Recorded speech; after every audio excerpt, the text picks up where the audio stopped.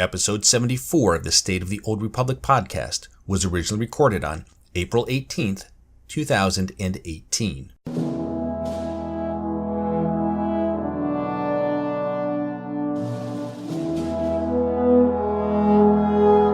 It's the State of the Old Republic podcast.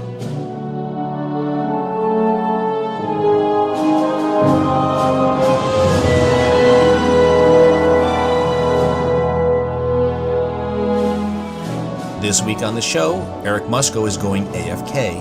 I'll tell you why and what that means for news and information while he's gone.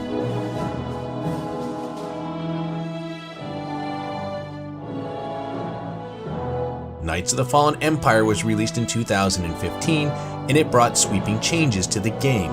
Was it a grand experiment, or was Fallen Empire meant to be a blueprint for all future content? I'll share my thoughts on this later in the show.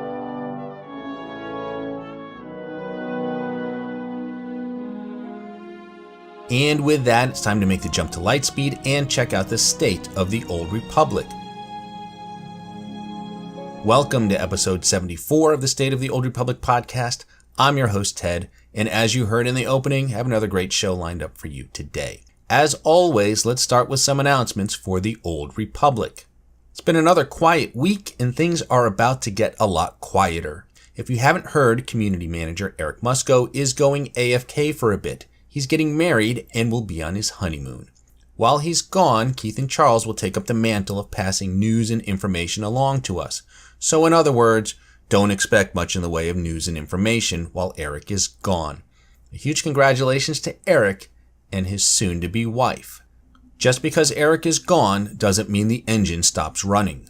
As a reminder, on May 1st, Game Update 5.9 will be released. It has the conclusion to the Theron story and a whole lot more. I'll review it all in detail next week. And finally, the Rakghoul Plague is happening on Alderaan this week, which means you can now recruit Dr. Loken. If you don't have him as a companion, now is the time to get him. Well, that's all the announcements I have for this week. Let's slice the holonet and get to the news. I don't have much in the way of news this week. I was out of town most of last week and haven't gotten a chance to complete Tatooine for my story project, so I don't have that for you today. What I'd like to do is talk about the Star Wars The Old Republic that could have been. As you know, Eric and Charles did a couple of interviews recently, and in their interview with Volk, Charles said something interesting about plans they had for story and companions. Plans that have since been scrapped, but may have been a blueprint for all future story in Star Wars The Old Republic.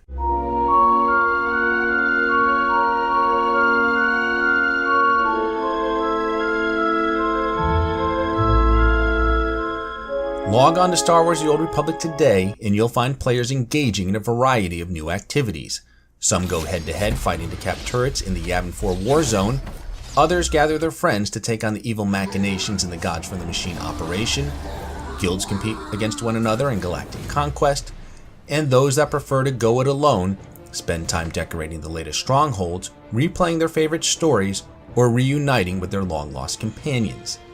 That's what developers brought to the game in 2017. It was a return to the game's MMO roots and a renewed focus on group content. And more of the same is on the way for 2018 and beyond. It wasn't that long ago, though, that Star Wars The Old Republic was headed down a much different path. One that focused on delivering lots of story and single-player content. And one that was set to pave the way for all future content. It all began in 2015 with the release of Knights of the Fallen Empire. The game's 5th expansion was a paradigm shift that didn't just change the way we approached story, it changed the way we approached the entire game.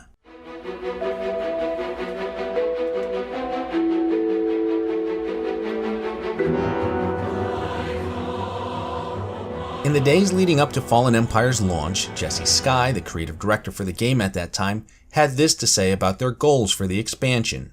When we began conceptualizing Knights of the Fallen Empire, the story was our first priority. We decided very early on that we wanted to get back to our roots as a BioWare role-playing game. Star Wars Knights of the Old Republic is the game that made me want to work for BioWare. It showed me just how immersive cinematic storytelling can be. In its best moments, Star Wars The Old Republic captures the same magic, but we want the whole experience to feel that way. That's why we're revisiting the early gameplay experience to focus entirely on the story, in addition to crafting a brand new epic storyline. That early gameplay experience Jesse refers to is the leveling experience from 1 to 50. The leveling curve was streamlined, allowing players to get from 1 to 50 by only completing their class story and selected planetary story arcs. Side missions in those annoying bonus series were made optional. In fact, those missions were hidden from players, and those wishing to play that content were required to manually turn them on from an option in the world map. Not only was the leveling curve adjusted, but a new system called the planetary level sync was added to prevent players from out-leveling content and encourage them to complete the stories they were working on. This system also allowed the developers to convert existing daily areas and planetary heroic missions into content that could be completed by max-level characters, part of a plan for endgame players that involved recycling all of the game's existing operations and flashpoints and tuning them for max level. Likewise, several of the game's flashpoints, such as the Battle for Ilum, the Foundry, and Maelstrom Prison, were given solo modes so players could experience the story without needing a group. In fact, virtually all of the new content that was added in Knights of the Fallen Empire was designed for solo players. There were Star Fortresses, a solo type of flashpoint, and the Eternal Championship, a gladiatorial arena where players would take on a variety of bosses of increasing difficulty. There was a new war zone on the planet Adesin, but for all intensive purposes, the game's MMO content was put into maintenance mode. The real focus of Knights of the Fallen Empire was its episodic story that would be told in 16 chapters. The first 9 chapters were available upon release, and chapters 10 through 16 would be made available over an 8-month period starting in January of 2016. Supplementing the main story were alliance alerts where players could recruit companions to aid them in their cause. And there it was, Knights of the Fallen Empire had laid down the foundation for all future content. It was the first part of a larger plan to deliver a monthly cadence of Star Wars stories. According to creative director Charles Boyd, the original plan was that we would have a trilogy of Knights of expansions focused on dealing with Valkorion and his Eternal Empire, with episodic chapters between them. The major story beats would occur in the expansions, while the episodic chapters would be just that, episodic, mostly standalone beats focused on returning companions in side stories. And it was working, at least until it wasn't. The story was wildly popular, and according to Charles Boyd, numerically speaking, Knights of the Fallen Empire and Knights of the Eternal Throne were our most successful expansions by a very significant margin. Despite the success, the Knights of story never became a trilogy, and instead was condensed to 9 additional chapters after Fallen Empire. They were told in the game's current expansion, Knights of the Eternal Throne. As to why the change, again, here is what Charles Boyd had to say. The overall storyline was cut down by more than a third so it could play out more quickly, while simultaneously introducing more choices and consequences. Companion returns had to be put on the back burner to achieve these changes, and my original plan to do entire chapters for each of them just aren't feasible at this point. So we are currently working on plans to get them back as expediently as possible. If I sound a little sad about that part, in particular, I am, but I think it's perfectly reasonable that folks are out of patience on that one. BioWare didn't just streamline the story. With the Iokath storyline that's set to conclude on May 1st, they reverted back to some of their old storytelling styles. Instead of chapters, the majority of that story is being told through a series of flashpoints. As to why that is, it turns out that pacing was only one of the reasons why BioWare decided to condense the Knights of story. Something wasn't right, and players weren't as happy as the numbers suggested. Soon after Knights of the Eternal Throne was released, players began angrily assaulting BioWare for abandoning the MMO aspects of the game. The developers soon realized that, like Luke and Leia escaping the Death Star, they had taken a wrong turn. BioWare marshaled itself and swung across the chasm back to safety, where they began creating the type of content that drew many players to take their first step into the larger world of Star Wars: The Old Republic. Operations, flashpoints, guild activities, PvP, and even Galactic Starfighter. Each of these systems garnered attention in 2017 and continued to do so in 2018. In a recent interview with fellow BioWare influencer Volk, Charles Boyd talked about their original concept for story chapters and the reason why they scrapped it.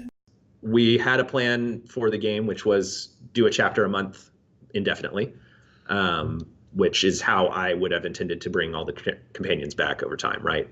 Most of them. There were a number that we did as Alliance alerts already, but especially romance characters. I would have preferred to release them in chapters if we had continued doing chapters. But as a team, as a business, as a design philosophy, we moved away from chapters. Wanted to focus on a broader set of content releases that we do over time, rather than being so laser focused only on story. It's better for the health of our game as a business overall, and it's I think better for the community because more people are getting the things they want. Changes were made so they could focus on a broader set of content releases rather than being so laser focused on story. The numbers may have been fine, but story is just one reason why people play Star Wars: The Old Republic. In the end, Knights of the Fallen Empire turned out to be a successful failure. The episodic stories were wildly popular, but they came at the expense of new content for almost every other area of the game. BioWare has shifted their development efforts on a more traditional track, think Shadow of Revan, but whether they can deliver that content in a timely manner remains to be seen. If the Gods from the Machine operation is any indication, they still have lots of obstacles to overcome. One thing I think we can all agree on is that we play this game because we love Star Wars and we love MMOs. For Star Wars: The Old Republic to be anything but those two things is a grave mistake.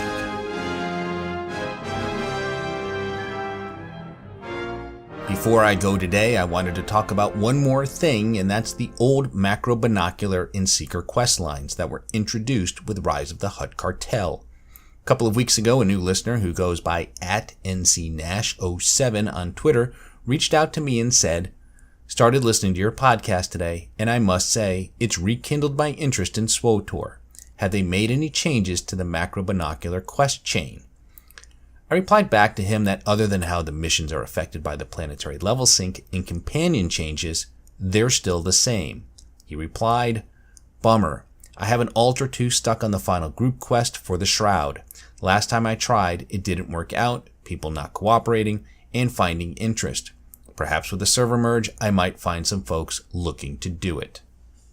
Now I realize that I just did an entire segment on how BioWare saw the light and ditched plans to abandon MMO and group content in order to deliver more story and create a more solo-friendly environment. So yeah, the irony is not lost on me that I'm about to complain that a fun piece of group content is not solo-friendly. The macro binocular storyline is the Shroud story, and it's particularly good. Back then, and certainly now, the majority of the missions could be done solo. It wasn't until the end that you truly needed a group. The final mission absolutely requires a group, as there are things that need to happen simultaneously, and you can't do them by yourself. The problem is that it is difficult, if not impossible, to find a group to complete this quest. It's not enough to find 3 random people willing to help you out, but pretty much everyone in the group needs to be at the same point in the mission. Maybe not for the final mission, but I believe that's the case for the giant jumping mission on Nar Shaddaa. Speaking of that mission, regardless of whether they make it soloable, at the very least they need to change the spawn point when you die. And you will die on this mission. I was curious to see if I could do it solo, and was shocked to see how far away from the instance I spawned after I died. I didn't continue after that. Other quests like the End of Torvix and the Aurora Cannon have been modified so that you can complete them solo, and as much as the game needs group content, I think it's time for the macro binocular and seeker quests to get the same treatment. I don't think anyone will complain if that were to happen, and if BioWare is worried about that, then maybe make that change in conjunction with a new operation. Final note for today, the Cartel Market Sale has come and gone. Of course, the store isn't shut down, and there are still cool items to be found, such as the Cybernetic Varactyl. I hope you found some things you were looking for. I thought it was pretty good. I just wish they had done half-price unlocks as well. Overall, I thought it was pretty good, and I look forward to the next one. And final note for today, quick correction from earlier, the Rakghoul event is on Corellia this week, not Alderaan. You can still get Dr. Loken though, he just requires the event. That's going to wrap it up for today. Let me cut in the sublight engines and cue the music and congratulate you on surviving, another 20 minutes listening to episode 74 of the State of the Old Republic podcast. I'm your host, Ted, and I thank you for tuning in. You can find this podcast on iTunes, Stitcher, Google Play, YouTube, and Buzzsprout. You can also listen to the show directly from the show site, which is SWTORpodcast.com, and there is an RSS feed where you can subscribe to the podcast directly. If you have a question for the show, you can email me at SWTORpodcast@gmail.com. You can also tweet your questions to @SWTORpodcast or send me a direct message, and be sure to follow me on Twitter to get the latest information on the show. Look for episode 75, probably on or around April 24th. Until then, remember the Sith code, cake is a lie.